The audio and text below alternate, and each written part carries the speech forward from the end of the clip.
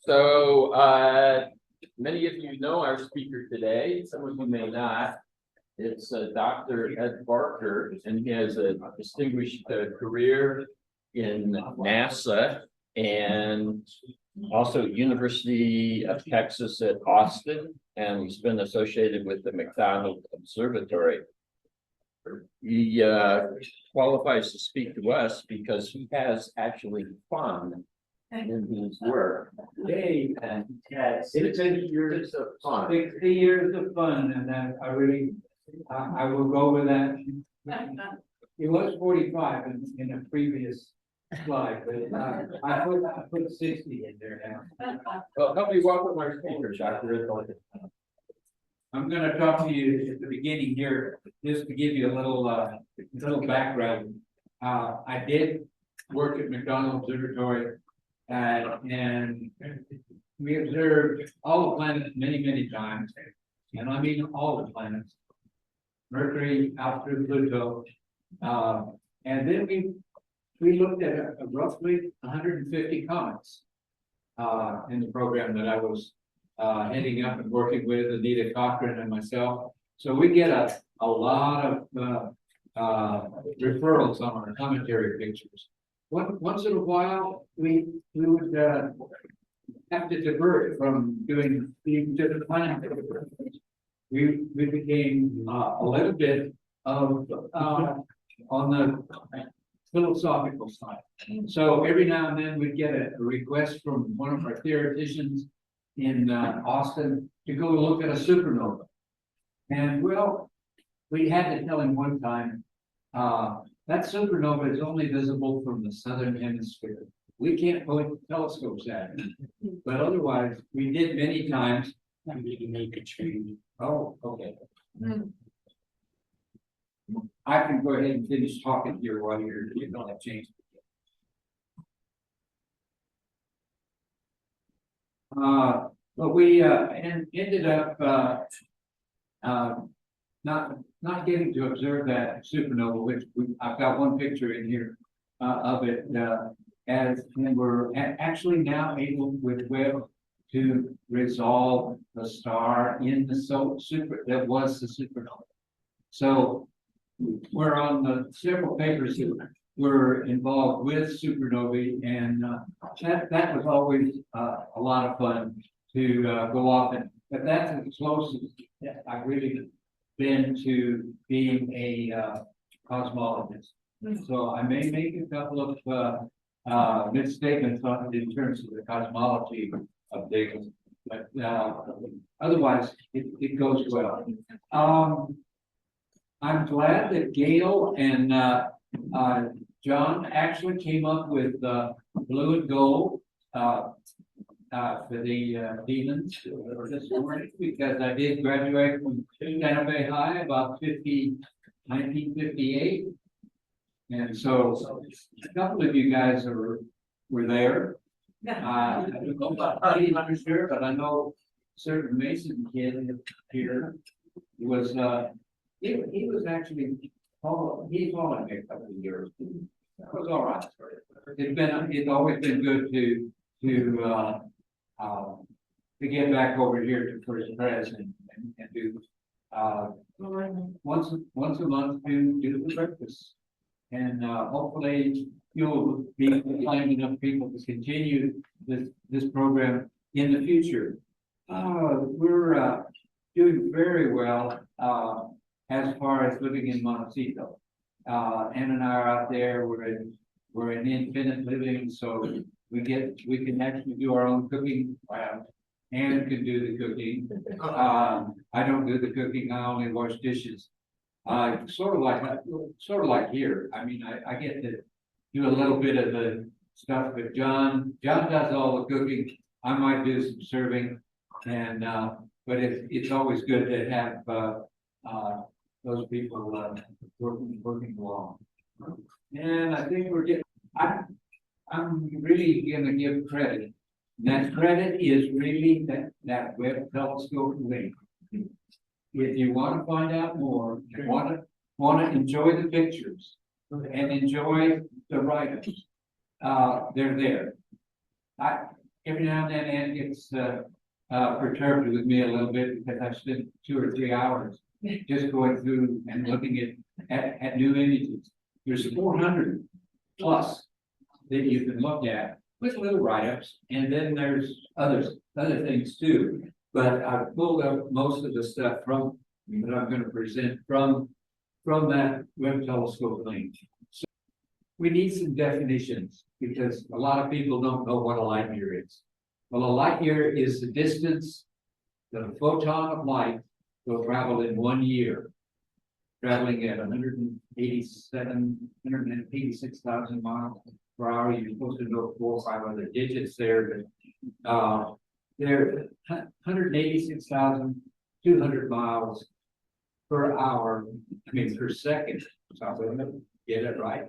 So a light year basically is equal to about 5 times 10 to the 10 miles. So it's a long distance just for 1 light year. Now we're going to actually talk about the light travels from the Earth to the Sun in 8 minutes. So we know what's happening on the Sun 8 minutes ago. And if you were at the edge of our solar system, it would take about 15 hours for the light from the Sun to get to you. So actually, if we were out at Pluto and doing trying to control a spacecraft going around Pluto, you had to wait 45 minutes before your signal got to the spacecraft, and then another 45 minutes for it to get back to you. So the solar system's big. And then we're going to actually talk about things in terms of Z. Oops. I thought we were presenting.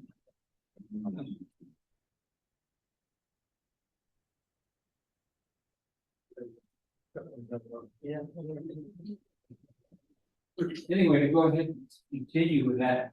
Z is the number that the cosmologists really use to measure distances within the solar system, and not just the solar system, but the entire galaxy. And so we'll be talking about values of Z. Now, the Big Bang, according to the theoreticians, occurred 13.8, well, 7 and a lot of 9s after that, 0.7999 light years ago. 13.8 billion light years. So that's a long time ago. We're talking something completely that might be out of your feeling as to how distant the world. And so we're talking about the first stars. The first stars formed, according to theory, at about roughly maybe 100,000 years, but actually the theory says they occurred 200 to 400,000 years after the Big Bang. So it means a Z of 13.79962. So it's the very the stars form. We have what we call a cosmic background, and that cosmic background is the first detectable image that we have within the universe.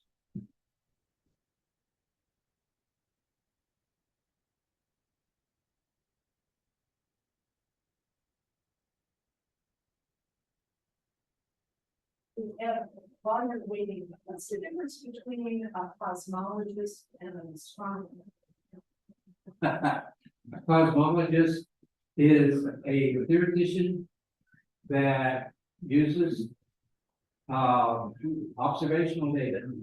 And I'm glad to say that I was an observational astronomer working with the solar system, but not necessarily galaxies, the formation of galaxies, how galaxies were started to form, and how they formed out of the gaseous nebula that was there in the the cosmic background. The gaseous nebula and the gases in the background, actually, that's where the theory for cosmologists really works now. Is how they put together how photons have interacted and broken down into particle physics. Now that's a whole different level. Maybe there's one person in the back there that might understand particle physics. But that actually happened between the beginning of the Big Bang and the cosmic wave background. That's the particle physics that's about all I know about. I mean, I've read stuff, but that's something that we probably really want to go to.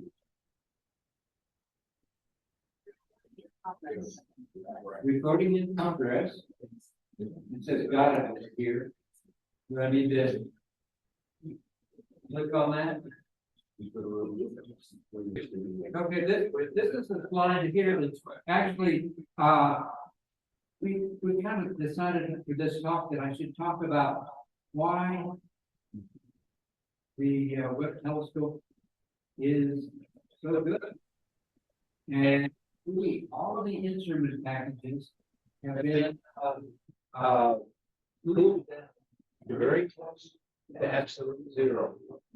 7 degrees Kelvin for those people that and the reason that it's cooled down is because we're out of the grunge line. And that's a point where we can get away from the thermal activity, this good old fashioned background from the Earth and Moon system. We can get away from that. And we can also, because of the sun shield on there, we can get away from the so all of the instruments can now operate down at close to absolute zero. Not completely different. All the cameras are basically very they're speaking to our we'll show it one of the other slides along the way where the same man is making the same type of observations from the McDonald in Hawaii. So we have a good back and forth. Now the integral spacecraft that we have on board Webb is that integral spatial means what it does is it takes a picture and every resolution in a picture you can create a spectrum. In other words, if you put it's a lot of not a lot of center in one of pixel and you put another one the Siberian satellites down in another pixel, you can get spectra of both of them at the same time. So it's really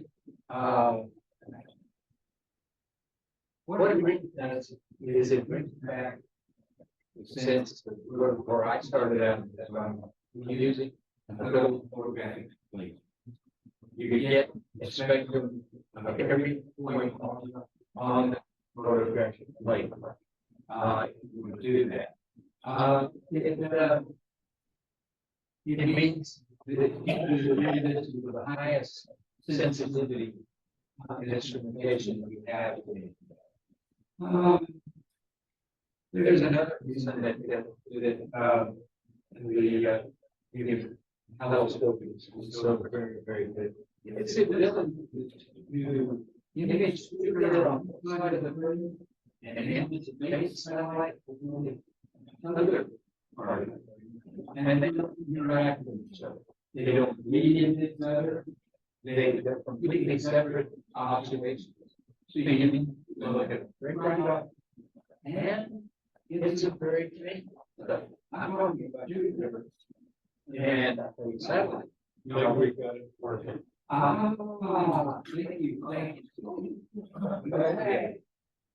Right. Okay. Good, thank you. All right, this is one of the first pictures that Webb released. And it's really interesting because every single star in there has diffraction spikes on it. You see these diffraction spikes on here? No, I don't have that. That's okay. That's okay. The diffraction spikes in the center of the star. One is just off of the edge of the string. All the stars have diffraction spikes.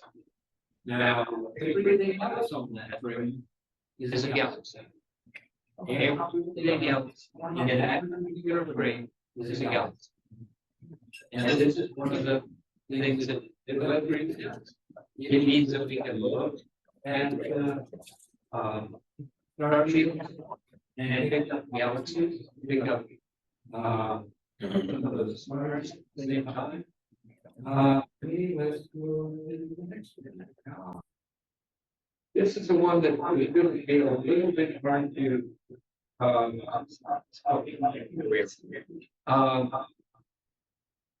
to explain. But now you'll notice that we have the cosmic wave background down there. CC, I don't have CC. I don't get a cursor. Okay, but the cosmic wave background there is this part right here. That's the cosmic wave background, and we're going to show a movie in a moment of it. But then you'll have the formation of the first stars, and then you'll get to formation of galaxies, and then you'll get to what we see today: some spirals, some ellipticals, some planets, other stars in our solar system. Okay. Now you'll notice that here the cosmic wave background is at 15.6. Oh, no, they thought it would be in here. Does anybody, they can talk to me afterwards, know how to take yourself off of a Medicare spam line? Medicare spam line. Oof. Terrible. Anyway, we have the formation like this. Now we have the dark ages here in between the Big Bang and the cosmic wave background, and then we have a period of what's called reionization. That's actually where stars begin to form out of the cosmic wave background. And actually galaxies are supposed to form at about 13.6. Now that'll be noted a little later. Let's see, let's go to the next one here.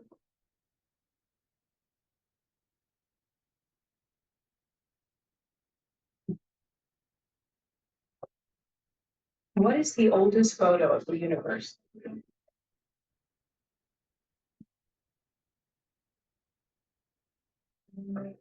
Oldest pictures we have today are of our universe's teen years, except for one photo, one baby picture of the universe, the cosmic microwave background. Today, the universe is more than 13.7 billion years old, but the cosmic microwave background is a map of the universe when it was just 378,000 years old. The image is similar to a temperature map of the United States. But instead of showing a wide range of temperatures, the cosmic microwave background shows tiny, almost unperceivable temperature differences in the newborn universe. Scientists Arno Penzias and Robert Wilson unexpectedly discovered the cosmic microwave background in the 1960s while using a large microwave detector to study the Milky Way. We're surprised to find a static or buzz coming from all directions of the sky. and that all of his static radiated with the same temperature, 2.73 Kelvin above absolute zero. The signal was so unexpected that the two scientists initially thought the noise was coming from the antenna or some other earthly source. But one by one, they methodically ruled out all other possibilities, even cleaning out pigeon droppings from inside the antenna to make sure that wasn't interfering, and found that the signal was real. It was coming from the cosmos. You may have even seen some of this static yourself. About 2% of the fuzz on an old television set comes from the cosmic microwave background. Most of us have seen that. In the 1980s, a NASA satellite called COBE mapped the cosmic microwave background and revealed that it was not exactly the same temperature in every direction. COBE uncovered islands of relative warmth and cold, but the temperature differences COBE observed were incredibly small. The temperature variations from place to place were less than 1/10,000th of a degree. If you wanted to change the temperature in your living room by that amount, you would need to run your heater for less than 100th of a second. Later, NASA's WMAP and the European Space Agency's Planck spacecraft gave us an even better, more detailed map of the cosmic microwave background. Amazingly, these little temperature fluctuations grew into all the structures in the universe: galaxies, stars, and planets. Over time, the slightly hotter areas pulled in more and more material, and the slightly colder areas grew colder and emptier. Today, hot, dense stars and galaxies are surrounded by cold, mostly empty space. Maps of the cosmic microwave background tell us about the early history of the universe, when it was hotter and denser. Okay, let's go to the next one. And again, we're gonna look at that same picture again, about the Big Bang occurring here and the Dark Ages. And then we'll have the first stars, 2 to 400 million light years away. That's a good point to remember. That's 2 to 400 million light years after the Big Bang. Then galaxies form after that. And then our sun forms actually at a Z of what?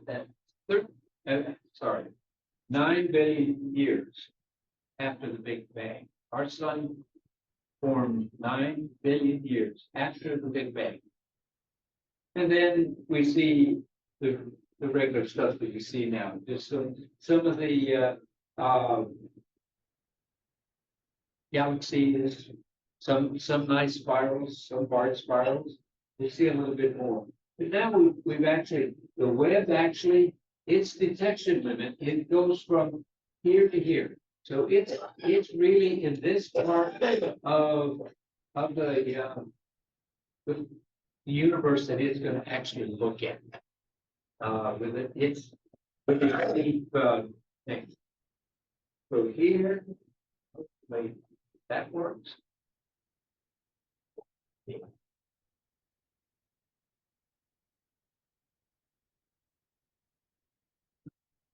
Scanning back in time now. Now this is the same field that they're looking at. They're just going back further and further. You'll notice galaxies are not as well formed as they are when we see them now.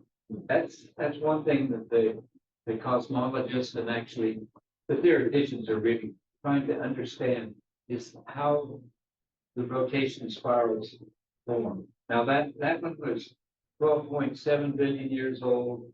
Down here, 5 billion years old. This particular galaxy actually formed just before our sun formed. Well, 4 billion years. I'm gonna for just a second here and show you what the Webb telescope looked like on the ground. Now this is in the clean room. This is the telescope here. Here's a guy that's working on it underneath. You see how big he is, how big it gives you an idea how big. Actually, one of the mirrors is just about the same size as a human being. This is inside the rocket fairing. It was launched out of Guinea, and that's probably part of what we know for the whole Webb Telescope enterprise, because it is really a effort between the United States, Canada, European Space Agency, and a couple of other smaller groups. It's really, there's parts of it that depend on Europeans, parts of it depends on the Canadian, part of it depends on the US. It was a European launch. Now this picture over here to the side is one of the first pictures that they actually showed of all 18 individual mirrors. And there's a lot of focus, but they actually brought them all together. It required, to get this all together, it required 365 independent mechanical circuitries to work. 365 without a failure. Because if there'd been a failure, we might not have been able to open up one of these mirrors and put it in the right place. But we can actually change the shape of the mirror. We can actually focus it and change the shape. And so we changed it, and we did it to better focus, say maybe like this guy here, not like this guy, but if you get them all together in focus and then stack all 18 inches on top of each other, then you have the observation. And this is what the star looks like at that point. The diffraction spikes. That means that it's completely in focus, and you can change the focus as the temperature might change. So they can actually work on this. This shows just a graph of all of the instruments cooling down. Some of them cooled down very quickly, but it took 3 months for the nurse to get all the way down to 7 degrees Kelvin. Now, Earth's temperature is 273 degrees Kelvin is what we would say is 0 degrees Fahrenheit. So Kelvin is the international way of talking about how big things are. Now, this is just a little bit more about the Webb itself. Here's all of those mirrors put in place. The primary is all together. It's got a secondary mirror up here. But the thing that the whole part of the mirror system, and actually the instrument bay under here, it's all shaded from the sun. This is a tremendous set of shields, 6 different shields that they actually put out to keep the sunlight off of things. This is just a spectrum that shows the solar spectrum and what the Earth's atmosphere does. This just shows the CO2 and water and carbon monoxide. That's actually what main things are, but you also see minor things like the various silicates in this region. And we'll go one more here to explain why Webb is so wonderful. It's because here's what we have with the Hubble telescope. It looks at just a little bit. It looks from here to here, just a bit of the near infrared. What we see in the visible here is out through the red, but we don't see the near infrared. The only person that I knew who could see into the near infrared a little bit was Gerard de Vaucouleurs' wife, and she could see out to about 0.7 microns. Just the effect of what the eyeball can do. But now, with the Webb telescope, we can see all the way from the near infrared, almost to the visible, but we can catch all of the near infrared and, more critical, the mid infrared. That mid infrared is the key to finding whether an exoplanet has an atmosphere and what that atmosphere might contain. Now let's go to this one, and this is another. Where's the Webb? located? Well, this is kind of a complicated diagram, and it's why it took several months to get out to that point. It was launched here from the Earth, went around, went out beyond the moon, and it ended up out here, what we call Lagrange dew points. That's where all of the effects of gravity between the sun, the Earth, and the moon are all balanced out. There's a little bit of tweaking that they have to do, but they can do that with Webb. They can tweak it. They do every day, just to keep it in better alignment and better positioning in terms of the sun shield. And what they're looking is they've got to move it around so they can actually see that clock that's up there on the wall. They've got to move it so yeah, we can see the clock for a while. Now let's see. That is the L2 is the coldest and the most stable location within the inner solar system. So this is where Webb's going to reside for hopefully another 4 years, but it may go a little longer than that. That's all.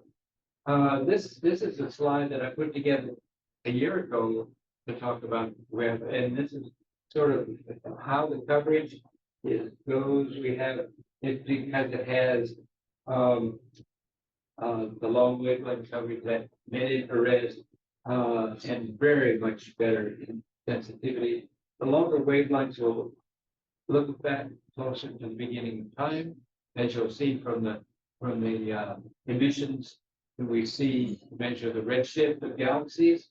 And basically we can look pretty much everywhere, because as L2 moves around, say I'm the sun and the Earth is out here by my elbow, and the Webb is looking up and looks there, looks there, looks there. It goes all the way around as we go around the sun. So within a year, it will scan the entire dark sky away from looking anywhere near the sun. So it really has a lot of capability. Let's go ahead and check the next one here. This is the first deep field that they revealed, and this field here, people can count those number of galaxies. And there you can see a few stars that have diffraction spikes, but all the rest of that is galaxies. This was the analogy that was used by NASA, that if you held a grain of sand up between your fingertips, that's the amount of sky that is blocked out by this picture. So you're looking at a little grain of sand at arm's length. And so you've got a lot of moving around to do and being able to locate things, everything. This is Webb has tremendous repositioning capability. Let's see here. Anything else we need to talk about that? Well, the spectrum of arcs. We're going to talk about, you'll see that there's a lot of arcs in this picture. Anybody know what those arcs are caused by? Well, there's somebody back there in the back. Yeah. What love me to talk? Yeah. What are the arcs? Caused by the light is just curves in the gravitational field, just like a rocket flying by curves in the gravitational field.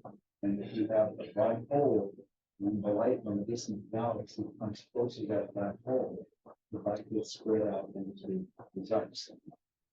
Yeah, that's right. And here's a more detailed picture of that. Same thing. You have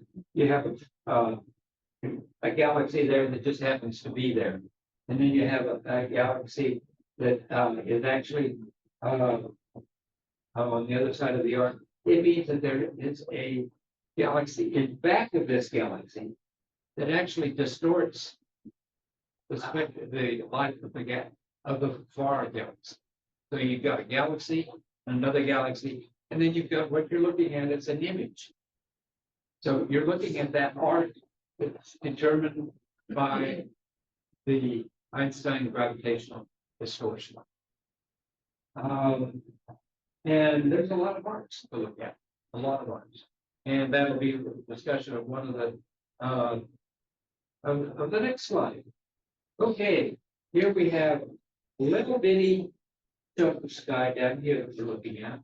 And we're looking here at a line of galaxies and another galaxy there. But boy, we're seeing a very, very long continuous arc. Now, this arc here, you can, I don't know whether you can see it because of the lighting in here or just because of the resolution, but you can see that arc in this picture.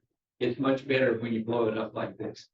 The main thing that this galaxy is actually showing is that they're sure that this little object out here at the end, Arendelle, that is a star in that galaxy.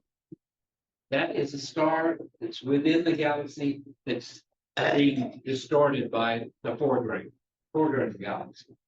They know that it's a star because it still has diffraction spikes. When they really look up close, they can see that it is a star.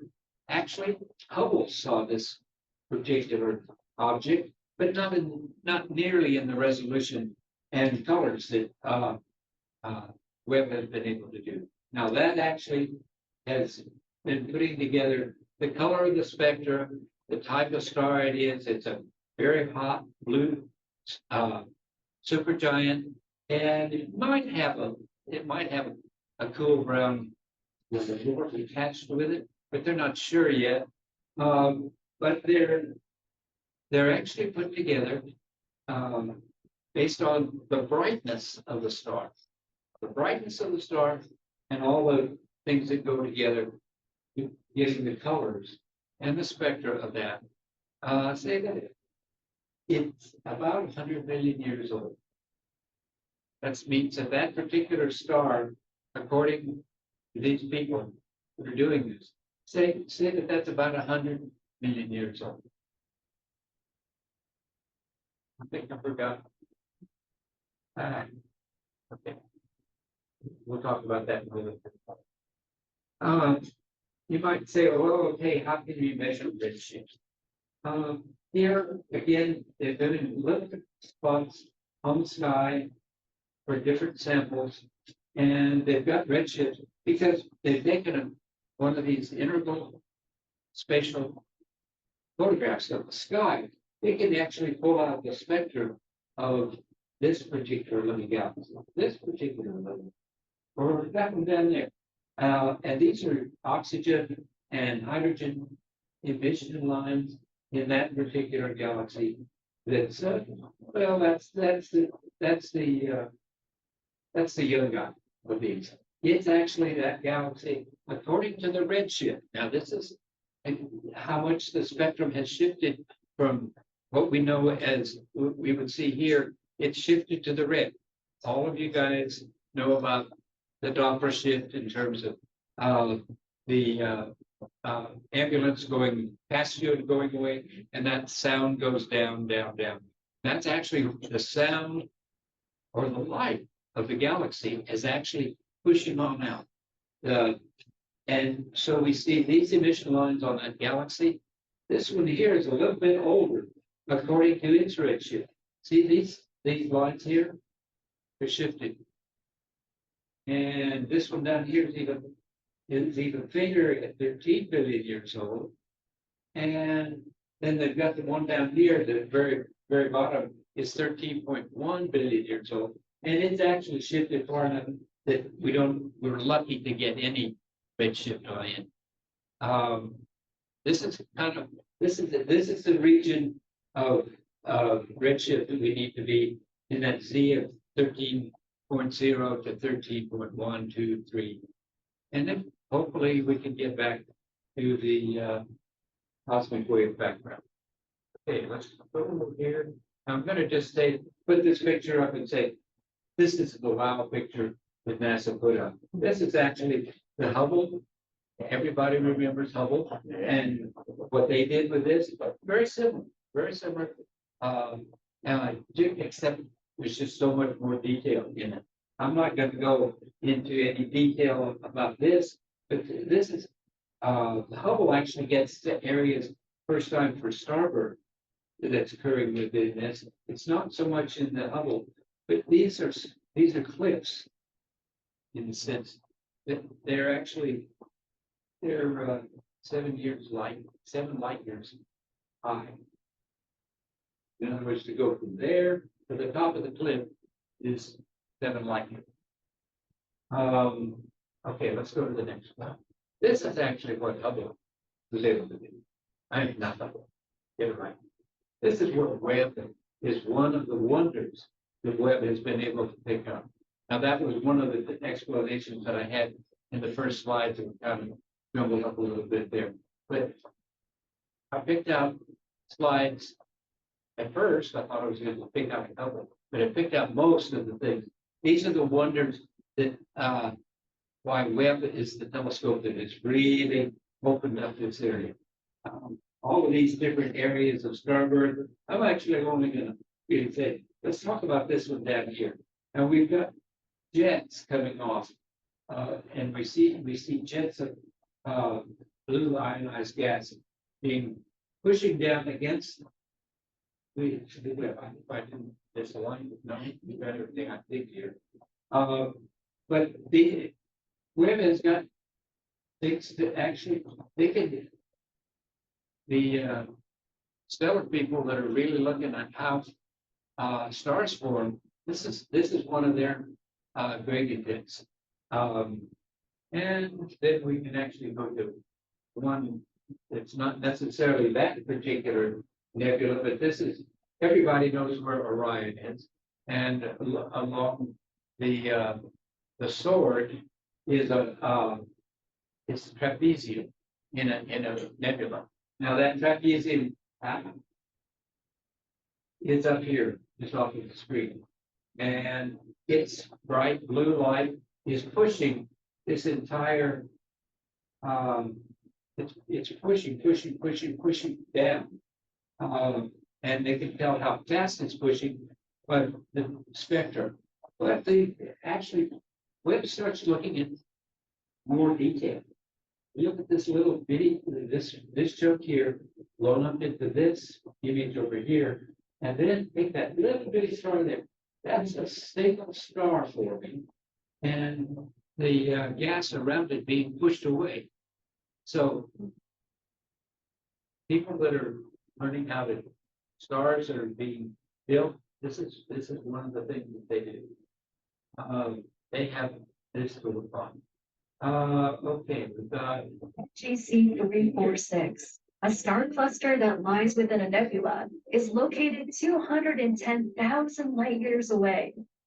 It And you can resides see it within the from Snow Chile. Magellanic It's Cloud, about the a brightness dwarf of galaxy the close to our quarter Milky moon. Way.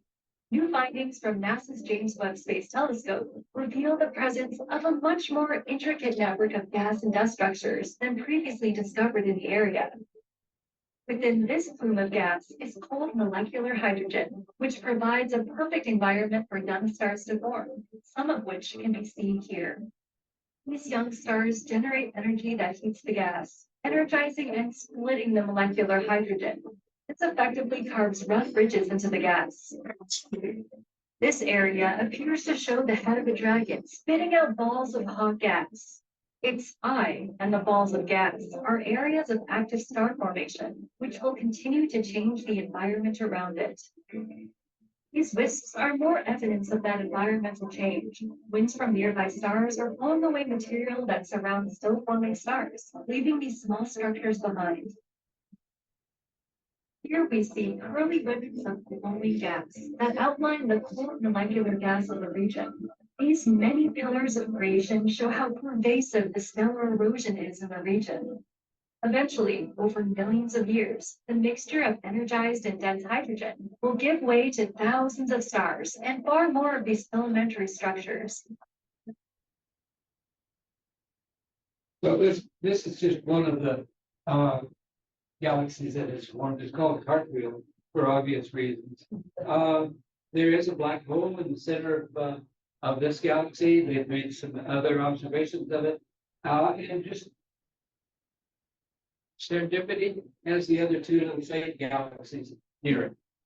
They're completely different part of the universe, really, but they just happen to be superimposed like this. Let's go to a barred spiral. Now, this is a spiral that actually you see the barred arms coming out like this. This is people that are doing galaxy formation and how galaxies form and then basically form into spirals or barred spirals, or then some of them just stay as a flow, look like a football. They're called ellipticals. It's the new result that Hubble has just released.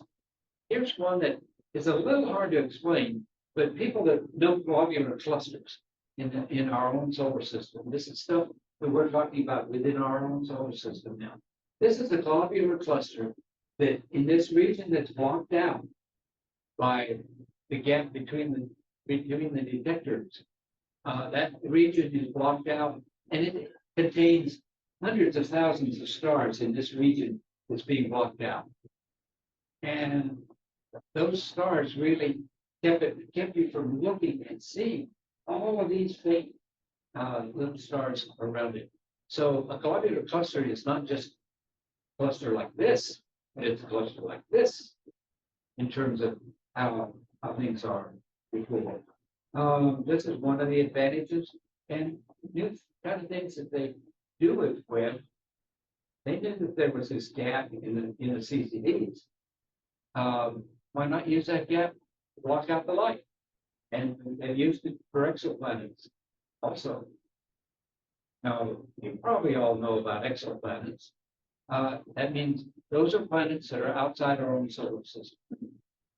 Okay, this is that supernova that I was talking about.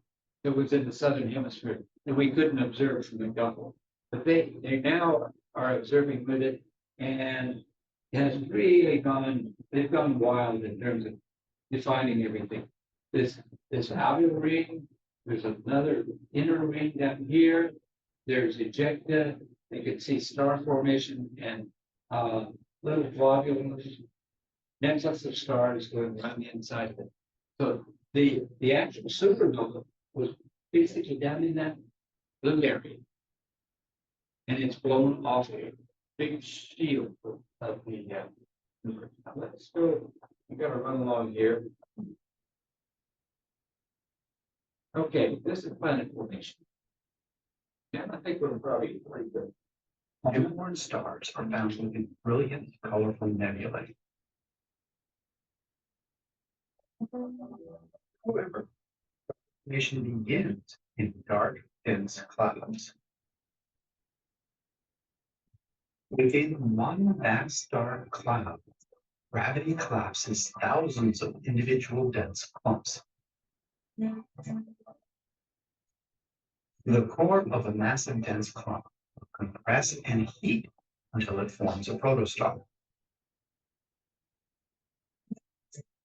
A protostar grows as a disk of gas and dust accretes onto it, and some of the accreting material is injected along with twin opposing jets. We see these jets in Hubble and others, but While the not in star this. finishes its formation, planets build up within the surrounding disk.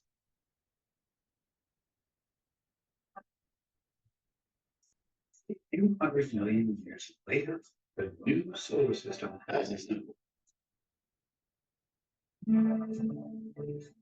Stars and planets form together at billions of sites across our galaxy.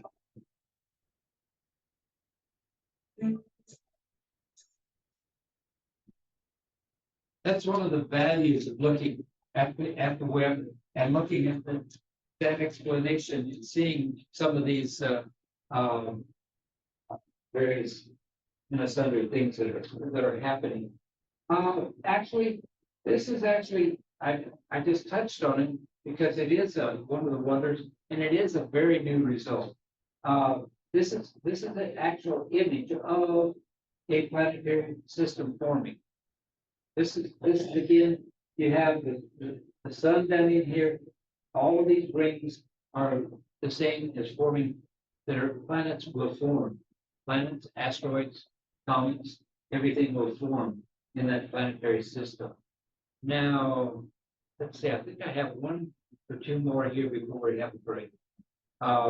This is the detection of water vapor in an atmosphere of WASP, which is just the way they label these. 96b, it's a giant exoplanet outside our solar system. It's mostly composed of gas, but we see a nice signature.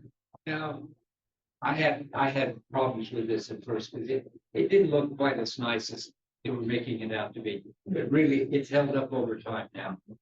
This was one of the things that they put out last year. See how Webb is now 18 months old as far as doing observations. So we've gotten a lot of astronomy, a lot of geophysics, and a lot of cosmology out of it in the first 18 months. Okay, this is one of the spheres. It's in that gap between 1 and 3 microns that the sensors are available to. And then actually I'm going to show you Titan is one of the satellites of Saturn. And actually I'm showing this mostly because here's what Webb saw, okay? And actually observed 2 days later, 2 days later. Now you might say, well, that's got to be a lot of work together because it turns out that the people that are on the telescope, Webb Telescope, and they have their guaranteed time. They had it here, they had it on Webb, and they had it on Keck at the same time. Now that's important in some of the areas. We can see various things that happen. Clouds actually form on Titan in the atmosphere of Titan. Now we had really, when I was growing up, we really felt that Titan was the best candidate for life within the solar system. Right now, we don't think so. These dark areas on Titan are liquid oceans of methane. So it's not a very good place to live. Okay, well, I've got a note here. I'm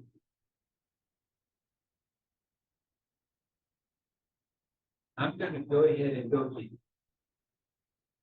Oh, that's what I wanted. All right, now how do I go back?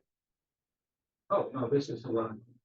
Since it's 9 o'clock or shortly thereafter, this is what I agreed to do with Jim. That we talked for this amount of time and then open it up for a few minutes of this discussion or whatever. And people that want to can leave. I know you have meetings and stuff like that.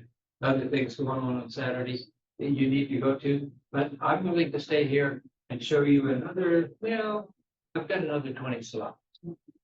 So I have a lot, but all of these slides here covering spacecraft running into an asteroid and a black hole in the center of our galaxy. This is not a Webb thing, but it's a thing that we have done in astronomy recently. And then there's some of the others. The exoplanet at 39b, we also see carbon dioxide in the atmosphere. And then in 39b, actually, they put together a slide that is just it takes you an hour to understand because it looks at all of the different molecules that they found in this exoplanet. So if you want to hit the lights up back there, and we'll go ahead and take a few minutes for questions, and then people can leave or get another cup of coffee and come back. Okay, very good. Thank you. And I'll get my cup of coffee.